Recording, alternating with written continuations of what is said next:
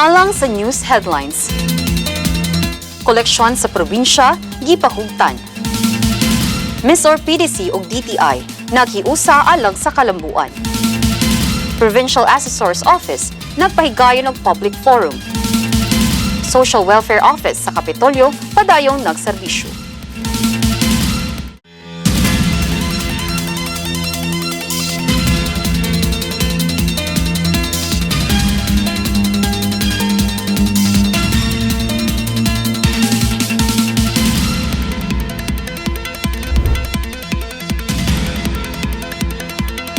Maayong pagbangon Misamis Oriental sa tanang 23 ka lungsod ug duha ka dakbayan nga gilangkuban sa 424 ka barangay. Sa mosunod nga mga gutlo sugod ning alas 10 sa kabuntagon atong hisgutan ang mga balita ug kasikas dinhi sa atong probinsya. Ako ang inyong kauban sa kanginan, Jane Salimbaw, ug kini ang Miss or News. Usa sa gipahingusgan ubos sa liderato ni Governor Juliet Uy ang koleksyon sa probinsya aron mas mapalig-on ang paghatag og serbisyo publiko. Misaka og 34% ang local sources collection sa lalawigan base sa report sa Provincial Treasurer's Office. Alang sa dugang detalye niini, ania si Reggie Ann Mormaygay. Gihingusgan ang transparensiya sa panggobyerno pinaagi sa hisgutanan sa panudlanan sa probinsya kung asa ang nagariang mga departamento anda mohatag sa ilang tagsa ka mga reports alang sa kasayuran sa katawhan. Usa ang Provincial Treasurer's Office pinaagi sa ulo niini nga si Ronald James Villon ang madasigong misuporta sa maong tinguha labi na mao kini ang mandato ni Governor Juliet T. Uy. Hisayran nga mokabat sa kapin 184 milyones ang total local sources collection gumikan sa real property tax, business tax, fees and charges ug sa economic enterprise.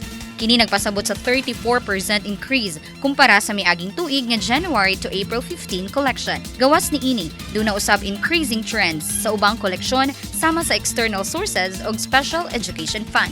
Nagkariyang collection strategies usab ang gihimo susama sa gipagula ni Governor Uy nga executive order kun paghimo og revenue generation team. Kung asa gipangunahan kini sa financial offices lakip mga buhatan nga dunay income generating programs. In order to boost the collections of the province in Misamis Oriental, various collection strategies were made. And we'd like to commend the good Governor Juliet Uy for the initiative, her initiative to issue Executive Order Number 2, 2026. This is to set focus in the collection of local taxes.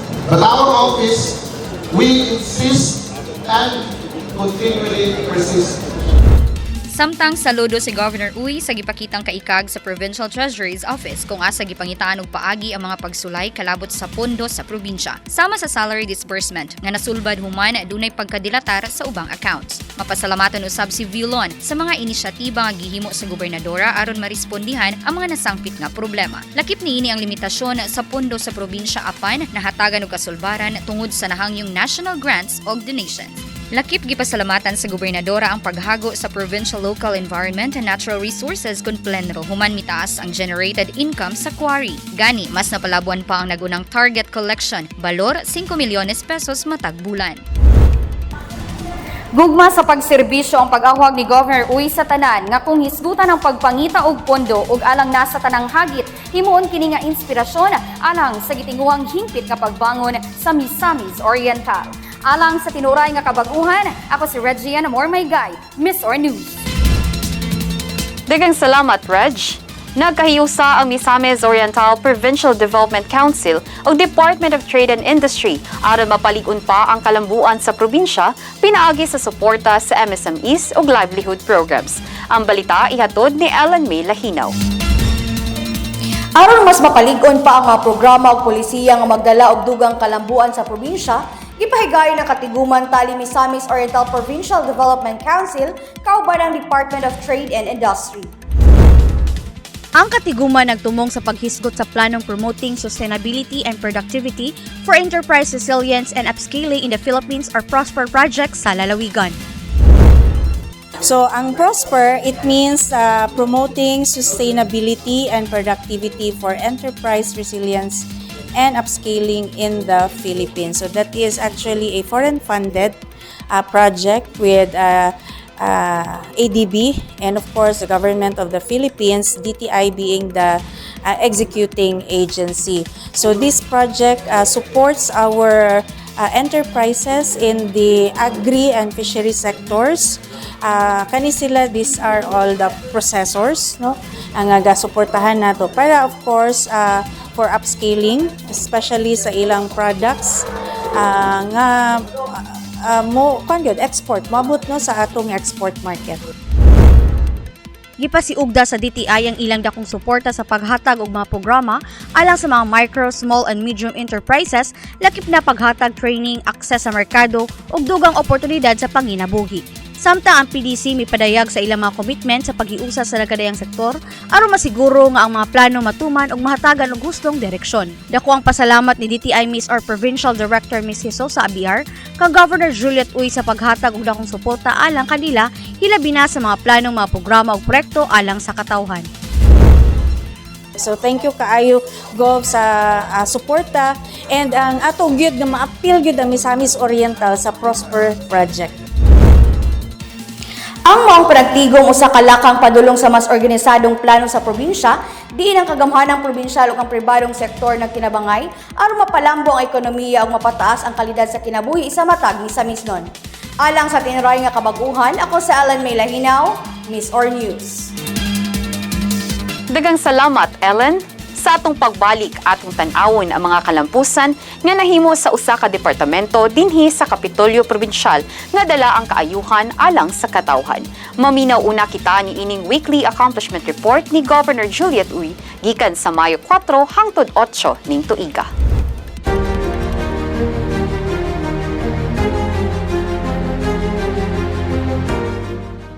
Sa walay puas nga paningkamot ug matidun-anong pagserbisyo sa inahan sa lalawigan, Governor Juliet Uy nga magkayusa ang nagkadiyang sektor aron mabangon ug mas mapalambok pa ang probinsya sa Misamis Oriental. Pinaagi sa iyang liderato nga nagpunting sa maayong kagamhanan, serbisyo publiko ug panginabuhian ug kaayuhan sa matag Misamis-non. Sa pagsugod sa simana nanguna ang gobernadora sa ika-18th nga sinimanang pagpakayab sa nasunong bandila. Sa iyang mensahe nga gipaabot iyang gihingusgan ang pagpatuman sa tinuray nga panerbisyo. Usa sa gihatagan himugaton mao ang pagpahugot sa national partnership aron masiguro ang dugang pundo alang sa mga programa o proyekto sa probinsya. Atol usab sa programa gipunting usab ni Provincial Treasurer Ronald J. Vilon ang hinungdanong papel sa ilang buhatan labi na sa koleksyon sa buluhisan. Sa susamang adlaw mibisita sa opisina sa gobernadora ang Department of Education Division of Misamis Oriental nga gipanguluhan ni School Division Superintendent Dr. Edelberto Oplinaria. Sentro sa gisgutan sa panagtigo mao ang plano sa gobernadora nga mapauswag ang Misamis Oriental Sports Complex o mas na ilang Gregorio Pelaez Sports Center. Gipahigayon usab sa kagamhanang probinsyal ang usa ka presscon uban ang mga media partners aron mahatagan og klaro og tinuod nga impormasyon ang publiko kabahin sa isyu sa giingong illegal mining sa lungsod sa Initaw.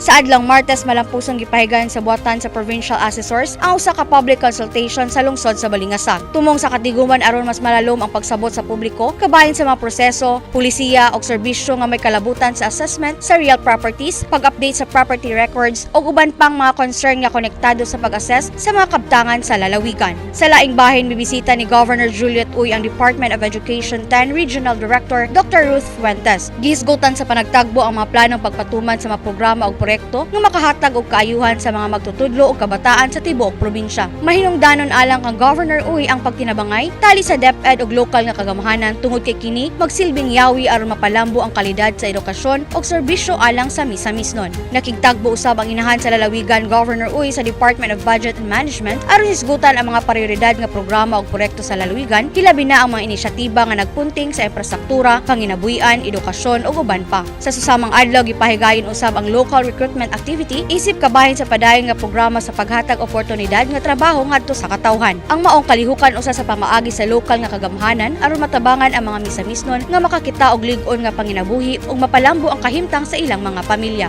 Gitunulan usab og tabang pinansyal ni Governor Juliet Uy ang pamilya sa duha ka child development worker nga mipanaw isip paghatag suporta og pag-ila sa ilang dedikasyon sa serbisyo publiko. Nakadawat ang matag benepisyaryo o tag 40,000 pesos. Gihatagan usab og 50,000 cash assistance ni Governor Uy si Ms. Marvic Balaba nga taga Lower Hasaan isip tabang pinansyal sa iyang inahan nga padayon nga anaa sa balay Tambalanan nga miabot na sa 3 milyones ang hospital bill. Adlang Miyerkules mitambong ang inahan sa lalawigan Governor Juliet Uy sa 4th General Assembly sa League of Provinces of the Philippines, diin nagkatigom ang mga gobernador o mga leader sa nagkananlaing probinsya sa nasod aron hisgutan ang mga programa, polisiya o mga inisyatiba nga makatabang sa kalambuan sa matag lalawigan. Sa laing bahin mibisita ang kagamhanang probinsyal nga gipangunahan sa Provincial Treasurer's Office sa Mindanao State University na Awan Campus alang sa pagmonitor sa Bachelor of Science in Nursing. Tumong sa pagbisita ang pagsubay sa kahimtang sa programa o pagsiguro nga mapadayon ang kalidad sa edukasyon o mga serbisyo alang sa mga nursing students. Sa susamang adlaw nagpahigayon og preliminary orientation seminar bahin sa Cooperative Development ang Provincial Agriculture Office inubanan sa Provincial Cooperative Office alang sa tulo ka asosasyon sa lungsod sa Talisayan nga nagtinguha nga makapundar sa ilang kaugalingong kooperatiba. Tumong sa kalihukan nga mahatagan og kaybalo ang mga partisipante kabahin sa konsepto sa kooperatiba, maayong pagdumala, organizational structures ug uban pa. Pinaagi usab sa Provincial Agriculture Office nakadawat og 12,500 ka bag of corn seeds gikan sa Department of Agriculture Office Regional Field Office 10. Kini nga suporta na nagpakita sa lig-on og padayon nga kolaborasyon tali kagamhanang probinsyal og sa Department of Agriculture 10 aron mapalambo ang produksyon sa mais ug masuportahan ang panginabuhian sa mga corn farmers sa lalawigan. Nagpadayon ang pagpangtunol sa Provincial Agriculture Office o PAGRO sa programang Benteng Bigas Meron Na sa Barangay Glingangaw lungsod sa Balingasag. Ang Benteng Bigas Meron Na usa ka programa sa kasamtangang administrasyon nga nagtinguhang mahatagag oportunidad ang mga kabos nga makapalit sa baratong bugas sa kantidad nga 20 pesos kada kilo. Sa susamang adlaw gipahigayon usab ang orientation sa Uma sa Balay sa Barangay Talaba, Alubihin. Tumong sa programa nga mapalambo ang ilang kahibalo bahin sa husto nga pagpangumabisan pa sa limitado nga luna sa balay. Atol sa orientation gipresentar ni Pagro Consultant Perfecto Jojo Rom Jr. ang paagi sa organikong pagpanguma, paggamit sa recycled containers, vertical planting ug uban pa. Gipahinumduman usab sa mga benepisyaryo nga ang mga programa dili lang usa ka proyekto apan usa ka pamaagi sa pagpalig-on sa kabos nga sektor pinaagi sa paggamit sa mga yutang anaa sa palibot sa balay. Sa pagtiklop sa simana nagpadayon ang local recruitment activity diin nagkayusa ang nagkananlaing ahensya ug pribadong mga kompanya aron matagan ang diretsong employment opportunities sa mga job seekers. Sa laing bahin gipahigayon usab ang public consultation sa lungsod sa Lagindingan, ubay-ubay nga mga taxpayer ang nahatagan og higayon sa gipahigayon nga open forum aron ipahayag ang ilang mga concerns kabahin sa evaluation sa ilang kaptangan, documentation requirements ug proseso sa pag-update sa ownership record. Gitubag usab kini pinaagi sa Provincial Assessor's Office aron matagan og klarong kasayuran ang publiko. Ang inahan sa lalawigan Governor Juliet Uy nagpadayon sa pagpakita sa matinud-anong pagpangulo ug walay hunong nga pagpaningkamot aron masiguro ang matag misa-misnon adunay kahigayunan nga mas maayong panginabuhian ug lig-on nga serbisyo. Pinaagi sa iyang mga programa ug inisyatiba, magpadayon ang dalan paingon sa kalambuan sa tibok Misamis Oriental.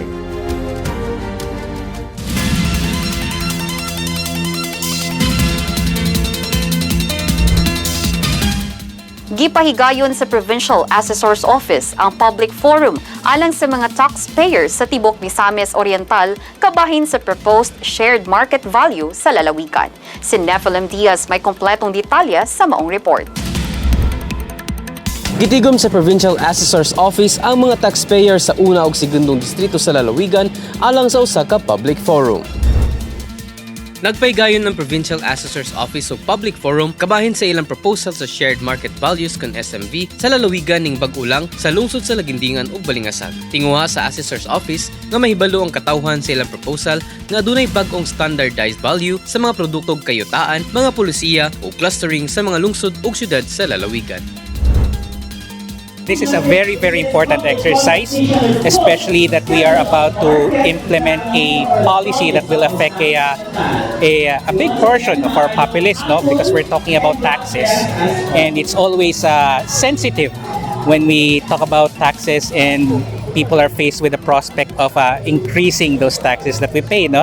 So I feel na this is very, very important, and we appreciate the efforts of the provincial government, particularly the Office of the Provincial Assessor, that they are going through this process of public consultations to get a feel of what the people are feeling and thinking about this issue. Mapasalamatan usab ang Assessor's Office sa mga mitambong nga naghatag og mga suhestyon ug rekomendasyon aron maplastar ug mas mapaligon pa ang ilang plano nga bagong assessment system. Kabahin kini sa mga direksyon sa kagamhanang probinsyal ubos sa pagpamuno ni Governor Juliet Uy aron mapalig-on ang ekonomiya sa Misamis Oriental pinaagi sa Bangon Strategic Agenda. Padayon pa ang pagtuon sa Provincial Assessor's Office sa ilang proposal aron nga patas ang implementasyon niini sa katawhan. Update gikan sa Provincial Assessor's Office, ako si Neflim Diaz, Miss Or News. Dagang salamat, Nef.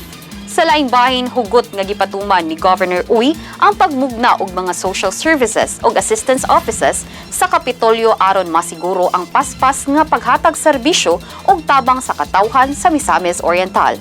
Atong tanawon ang kompletong detalye ni ini.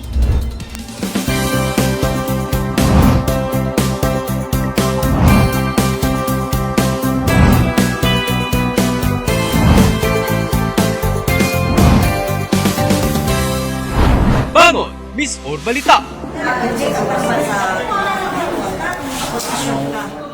Padayong gialagaran sa panggamhanang probinsyal ang matag kliyente nga modangop sa Kapitolyo Probinsyal. Gani ubay-ubay nga mga opisina ang naghatag sa social services nga gilangkuban sa Integrated Provincial Community Assistance Center kun IPCAC, Office of the Barangay Affairs kun OBA, DSWD One-Stop Shop Operations Office ug 1st District Congressional Office ni Congresswoman Karen Lagbas. Gipasabot ni Ms. Orcares Overseer ug IPCAC 1st District Coordinator Martha Faye Oiguangco nga ang ilang buhatan maoy magsilbing dangpanan sa kabarangayan sa ilang mga yangungo, mga resolusyon ug mga hangyo nga nahimong tulay aron mapaabot kini ngadto sa gobernadora. Andam usab ang ilang buhatan sa pag-assist ug pag-endorse sa mga kliyente ngadto sa mga ahensya sa Department of Social Welfare and Development kun DSWD, Philippine Charity Sweepstakes Office kun PCSO ug Department of Health kun DOH, labi na ni atong nanginahanglan og tabang pinansyal alang sa ilang hospital bill ug burial. Matud ni Oiguangco, ilang ginatabangan taman sa mudangop sa Kapitolyo nga mga kliyente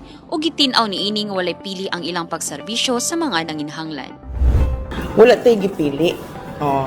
Tibuok Miss Or, tanang constituent sa atong lalawigan sa Misamis Oriental, atong gina-cater yun. Taman sa kinsay mo, abot sa atong, din sa atong buhatan. Atong gingakatabangan. Kabahin sa requirements alang sa medical assistance, ubos sa medical assistance for indigent and financially incapacitated patients kon maifep sa DOH, gikinahanglan lamang ang final hospital bill, medical abstract, justification, social case study ug ID sa pasyente ug sa magproseso niini. Akong dakong pagyukmo sa atong talaburon nga Governor Juliet Coy sa iyang ginatag hospital bill. Dako kay katabang namo nga inapunta Governor nga dili lang kapag matabangan og uban pa nga matubag diri ug salamat sa imong programa Governor Juliet Coy. Gidugang usab ni Oiguangco nga ilang ginatabangan ang mga kliyente nga masigurong kompleto ang ilang mga dokumento sa dili pa moadto sa mga ahensya. Para sa atong gobernador, sa atong gobernadora, pasalamat gid kay ta sa iyang grabe gid kakugi. Bisag pa man sa mga struggles, sa mga problema din sa atong sa Kapitolyo, pero napangitaan gyapon sa atong gobernadora og solusyon nga kita pakatabang gid gyapon. Walay puas ang atong pagtabang. Sukad sa iyang paglingkod, wala gid tay nabalibaran. Walay nag-uli nga nag-uul kay wala natabangan. Taman sa makaya sa atong gobernadora, iya gid kanang gi-extend no sa 1st district o sa 2nd district, bisag paghatod sa kanang mga patayng lawas sa ilang mga parinte, ato ka nang gaka-cater usab. Mahatod ka na nato dito sa asa dapit nga lungsod.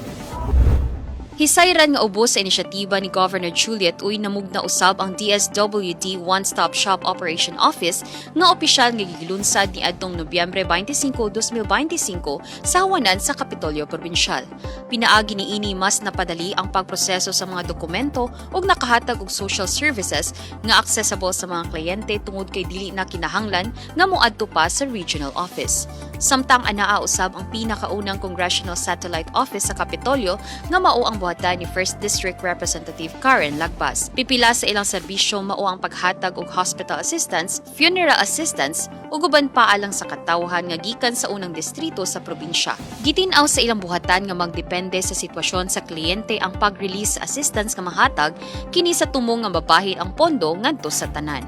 Samtang mutabang usab sila sa mga individual nga miagi og kalamidad o katalagman sama sa nasunugan sa pakiktimbayayong sa DSWD diin gikinahanglan lamang nga magpasa og incident report gikan sa barangay, munisipyo o BFP.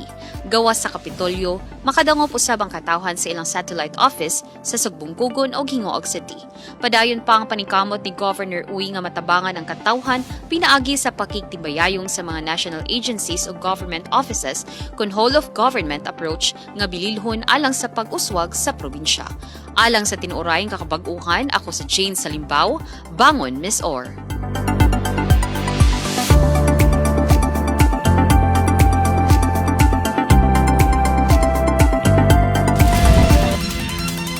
Padayon ang walay puas nga pagserbisyo ug paghatag suporta sa katawhan ni Governor Juliet Uy pinaagi sa nagkadaiyang programa ug ayuda sa probinsya. Alang sa dugang detalye, ania ang balita.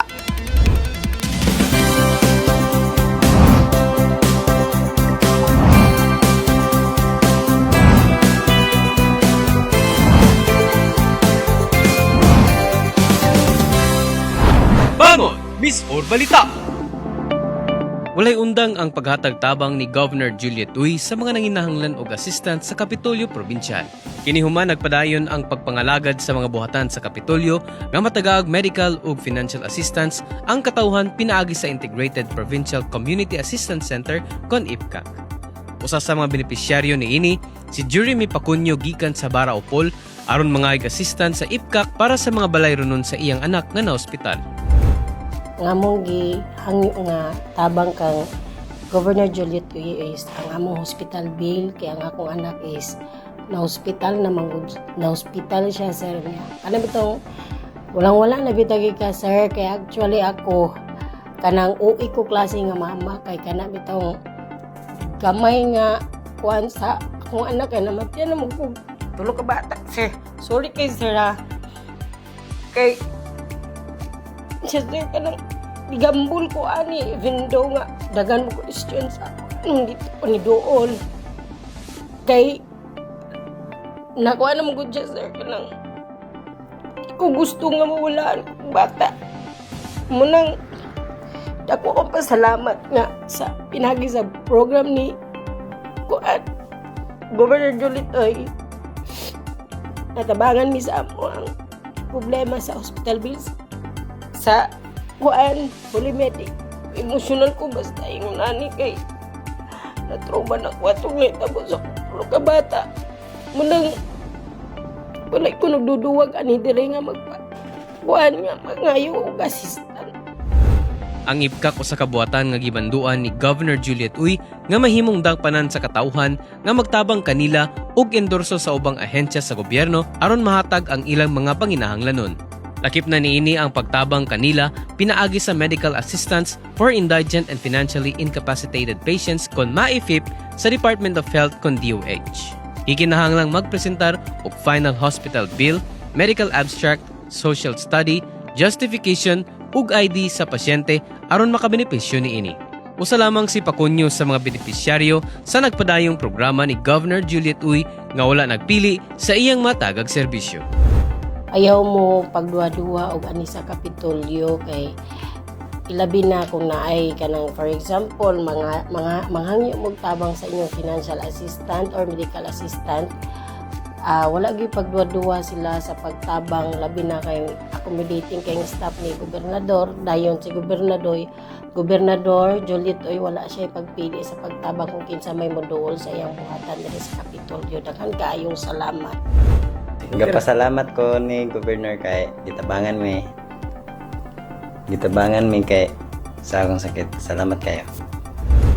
Kauban ni Governor Juliet Uy ang DOH, Department of Social Welfare and Development kon DSWD, Philippine Charity Sweepstakes Office kon PCSO ug ang buhatan ni 1st District Representative Attorney Karen Lagbas sa paghatag og tabang sa katawhan. Pipila lamang kini sa pagpatuman sa mga saad ni Governor Uy na mahatagan sa tinuoray nga serbisyo ang katawhan subay sa pagpatuman sa Bangon Strategic Agenda. Alang sa tinuoray nga kabag-uhan, ako si Film Diaz, Bangon, Miss Or.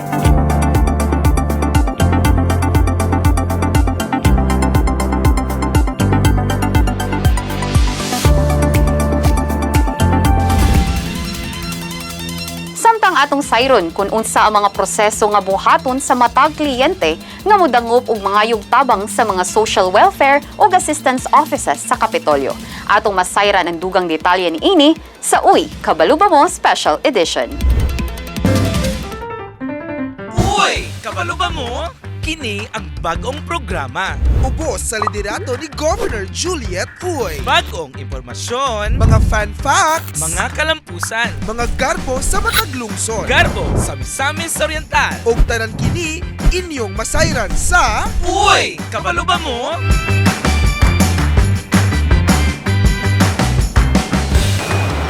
Uy, kabalo ba mo nga ang buhatan sa Department of Social Welfare and Development kun DSWD nga kaniadto nahimutang lamang sa Uptown Carmen, Cagayan de Oro City, aduna nakaroy extension office dinhi mismo sa provincial capital sa Misamis Oriental. Oo, sakto gyud. Kini mao ang extension office na himutang ubos sa Provincial Tourism Office o kini nahimong realidad tungod sa walay hunong nga paningkamot sa atong inahan sa lalawigan, Governor Juliet Uy, nga padayon nga nagapalapad sa serbisyo alang sa kaayuhan sa tanang Misamisnon. Aniya ang mga lakang kung mangayo og tabang gikan sa ato ang Department of Social Welfare and Development kun DSWD. Una, pagparehistro or intake. Mag-fill up og form og muhatag og basic nga impormasyon. Hatagan dayon ka og queue number. Ikaduha, interview o assessment.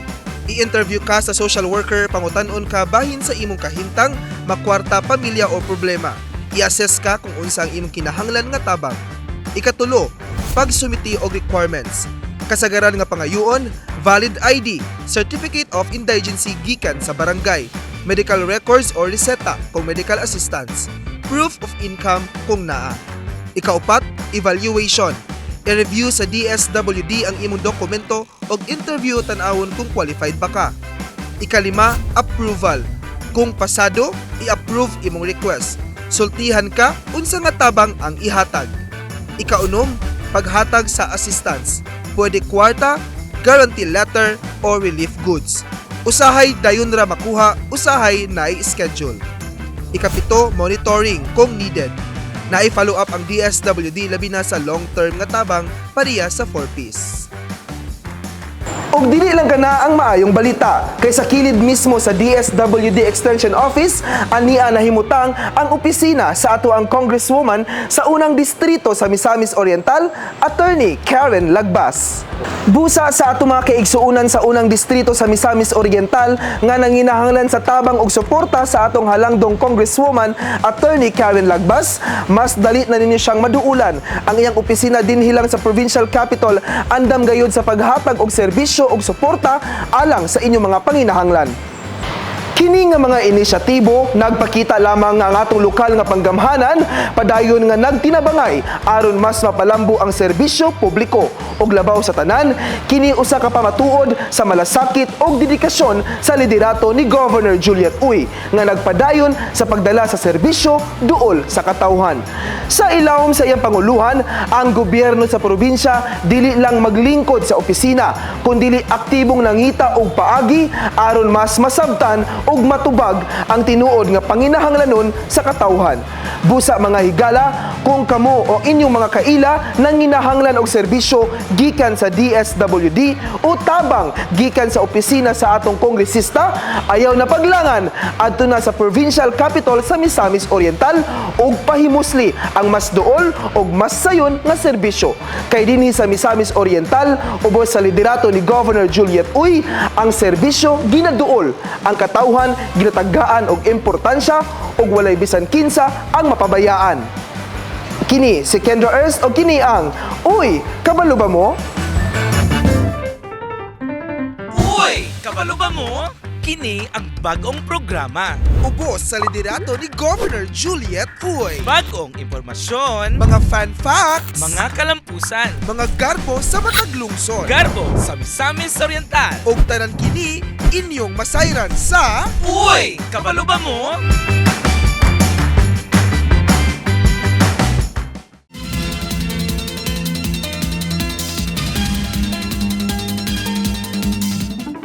Karon atong sayron ang kahimtang sa panahon alang sa tibuok Misamis Oriental sulod sa usa ka semana.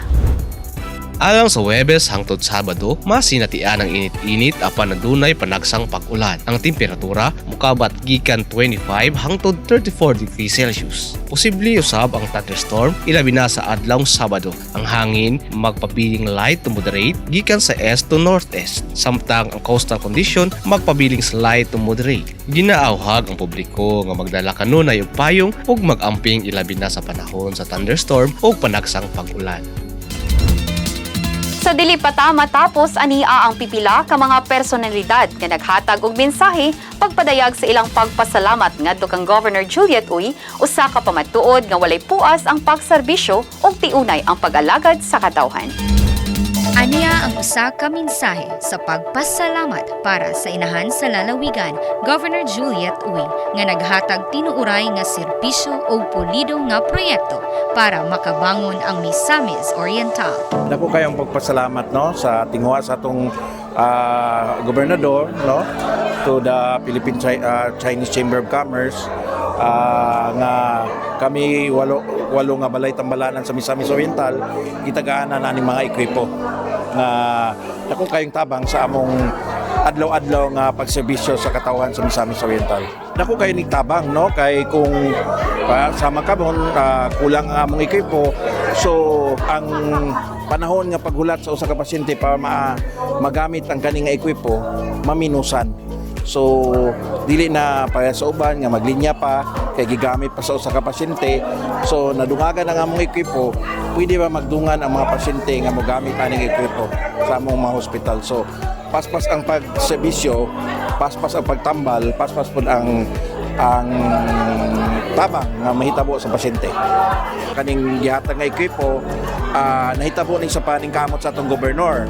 Atong December sa akong mahinumduman sa paghatag niya sa iyang mga regalo atong sa mga pasyente atong Pasko, nituyok ni siya sa among hospital, nagbisita ni siya sa among emergency room ug nakita niya nga guba na ang mga ubang nebulizer namo. Mo ning karon sa paningkamot niya naka-donate ang Chinese Chamber of Commerce no. So kani nga equipo heavy duty ni mahalo ni nga klase. Kaya ang nakita niya magud sa among hospital ang buhi na lang nebulizer is ing aning klase. Ingon ko nga heavy duty magud ni siya gob mo nang siya na lang nabilin sa mga among ekwipo. So sa sugod sa tulo ka bulan gikan sa iyang pagtuyok sa ospital natagaan mi og aning ekwipo. Ingana na pud at least kadali at least lipay pud mi.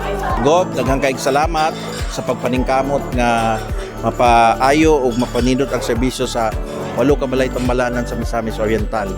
So hinaot pa daghan pang moabot nga mga donasyon o tabang para sa katawhan sa Misamis Oriental. We are here para sa pagdalo ng programang ito na napakaganda para sa amin, para sa mga tao na makakatulong to uplift our economic way of life, lalong-lalo na sa mga farmer namin na lahat kami po ay may backyard gardening. So in behalf sa aming President and Founder, Mr. Mac Robert Bagues, together sa aking BOD, ayun na, si Mr. Maraya and our Secretary, Mr. Glenn Ratilla.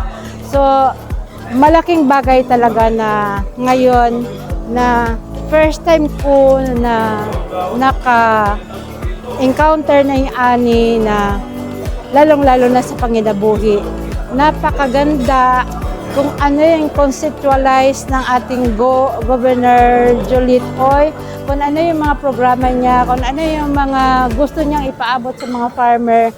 At yan din ang aming madadala, mababaon-baon para sa aming cooperative na makakatulong lalong-lalo tigit sa aming individual na mga miyembro. Honorable Juliet Uy, alam ko na nakikilala niyo lang po kami sa pangalan ng aming cooperative, Siuan Gintong Agriculture Cooperative. Ang mga katawhan sa Hingoog is gustong-gusto nila na mayroon tututok, lalo na sa panginabuhi. At maraming salamat na mayroon kayong programa ng mga ganito. Ang way na ganito ay isa sa mga makakatulong bilang kaalaman para sa mga farmer. Dahil unang-una, ang mga farmer, ano ba naman ang ano ba naman ang nasa isip nila, kundi magtanim. Yung traditional na pagtatanim or panginabuhi, yun pa ang naandan. So samantalang kung nai-invite sa mga ganito is nabubuksan ang isip na mayroon palang kaalaman na dapat palang i-apply na yung tinatawag na mga methods of na mga makabago para i-apply sa ngayon na pang-agrikultura. So maraming salamat. We will continue to establish the close ties that we have with the provincial government.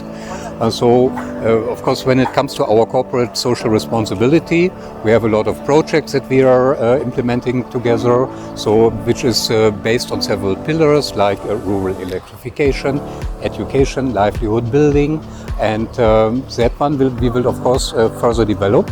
And I have to say, in the past 20 years that we are doing this business already, it has always been a very good collaboration. So on all levels with the LGUs, may it be the municipalities, the province, and even on the national level.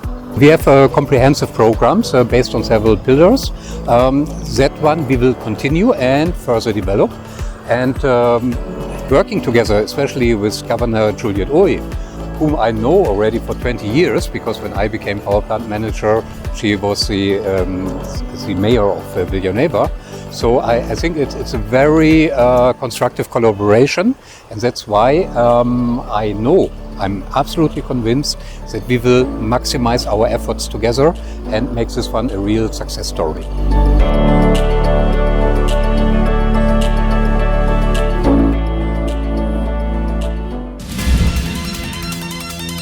Sa atong newest segment, atong explore ang usa sa mga ginapasigarbo nga delicacy sa Mantikaw, ang lami nga bibingka nga dugay ng paborito sa mga misamisnon. Atong tukiyon ang storya sa maong delicacy nga padayon nga nagdala og garbo sa lokal nga kultura o turismo sa probinsya. Atong lantawon kini sa atong programang Miss Suroy.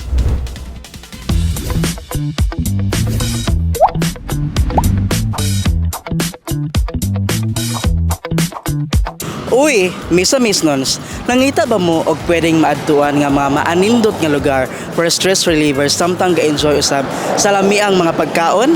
Aniya kita karon sa gibantog nga bibingka espesyal diri sa lungsod sa Lugayt ug Mantikaw. Unsay naaani, giunsa kini pagluto, unsa ba gyud ang naka-espesyal niini? Tara, ubani ako ninyo og atong sutaon sa Miss Suroy episode. Partikular sa lungsod sa Mantikaw nga nahimutang sa segundo distrito ng probinsya sa Misaur, ubay-ubay ang mapalitan sa bibingka. Ang bibingka mao'y sikat nga produkto dinhi sa lungsod sa Mantikaw. Ako di si Maiko Kapampangan, 25 years old, taga Iligan City, Santa Palomina. Unsay proseso sa paghimo gyud bibingka? Ang pinakauna gyud kay kilohon man ang bugas, dahil sugar, kilo pun sugar.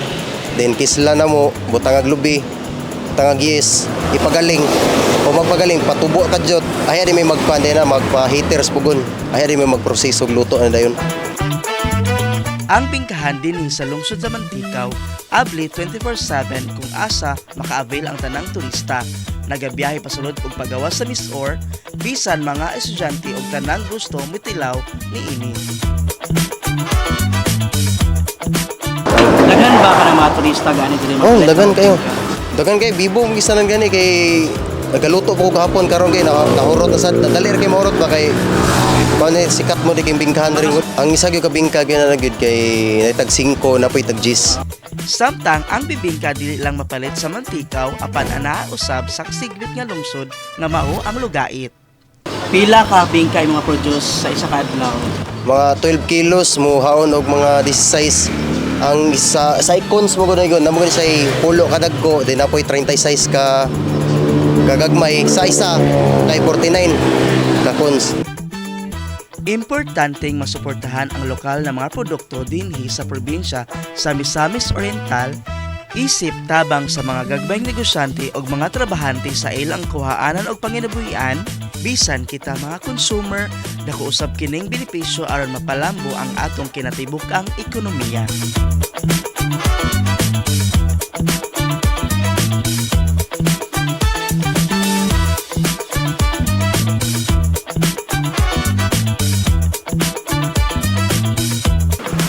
Ayaw na paglangay, suroy na mo dinhi sa probinsya sa Misamis Oriental. Kung asa dili gayud kamahayan, apan sigurado makatagbaw kanimo og imo na ang kanunayang pangitaon. Good food, good mood, once experienced, always wanna go for more. Uniquely Miss Or, where every journey is truly unforgettable. Alang sa full package experience at angi ang laing pang episodes sa atong Miss Suroy na programa.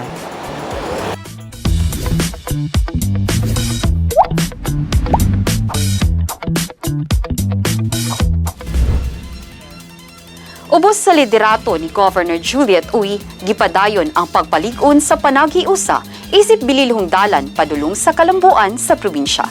Dagang salamat ni sa Misnons at ang ininyo ang mga maynungdanong impormasyon nga atong isibya sa sunod episodes ning atong programa. Sa ngalan sa tibuok Miss Or PIO, subli ako si Jane Salimbao o kini ang Miss Or News.